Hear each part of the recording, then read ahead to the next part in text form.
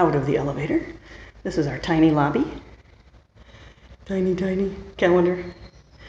This one's for Dad. Look at this terrible phone job. That's how they hung the phone. We don't understand it either. Alright, there are the glass doors that go out. And now we go into the little parking garage. Here are all of the cars.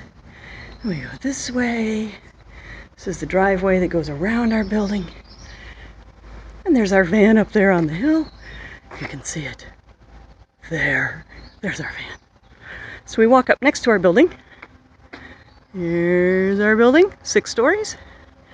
And we keep going up the mountain here, walking up the mountain. On this side, of course, we got the pine forest. Beyond the forest is the highway and then rice paddies. So here we are.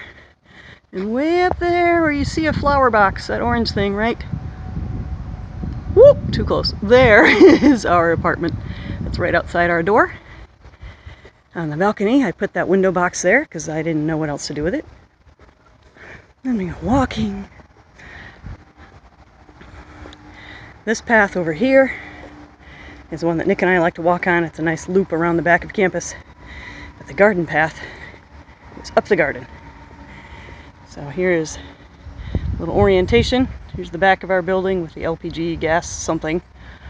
The kids' playground is right down here, and their school is this way. So here we go up this mountain. It's not a big mountain. And you always look for snakes.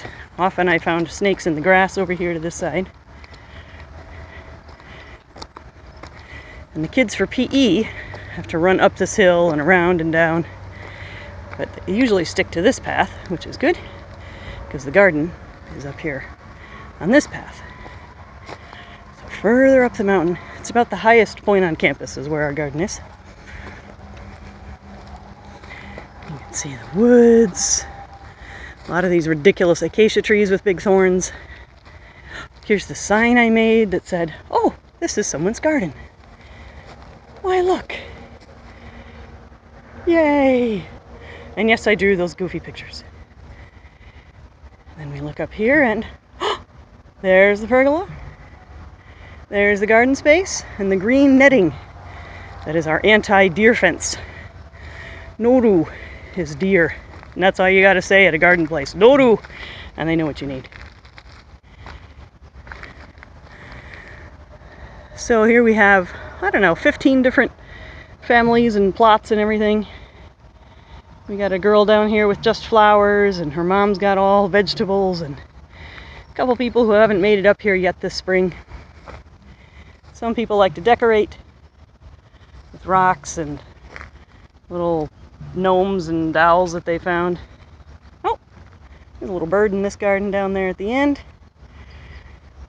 More people with flowers. There's the pergola Nick and I built with the help of a couple of friends last year. There's this tiny little bird down here that just keeps flitting around. It's a redstart, female. So we're still walking, There's the pergola. There's a dresser I found and I repainted it, and that's where all the hand tools are. So our plots are down here. Nick's is almost done with strawberries, and you can see the clover is sort of taken over down here. There's Nick's. Lots of strawberries. Cilantro plant right there.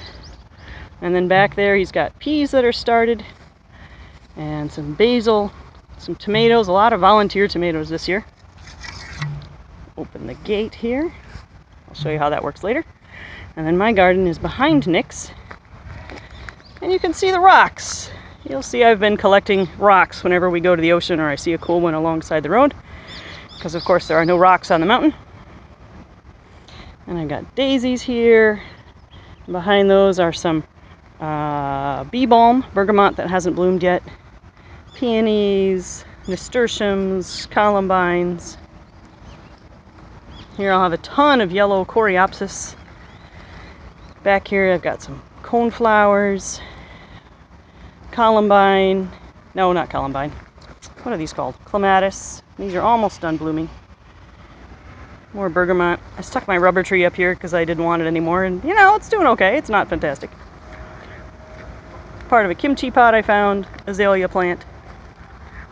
And then there's Nick's garden again. And if you look behind Nick's garden, here is our compost bins. That's where we bring food scraps and manure and poopy stuff. So that's our garden. That's what we've got going here. Pergola. Looks a little daggy with the giant curtain on top that I found, but we stapled it up there and it works okay. So here's where we like to spend our time.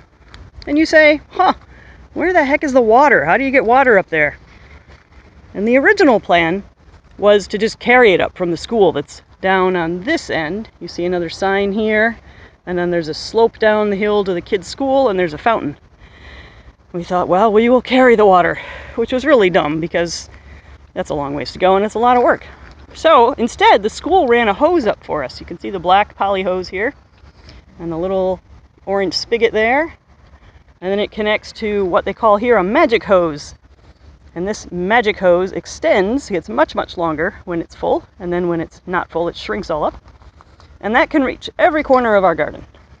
There's a bench we like to sit on that keeps getting moved. And so there's our garden. And mine is over here, and Nick's is here. Here's me.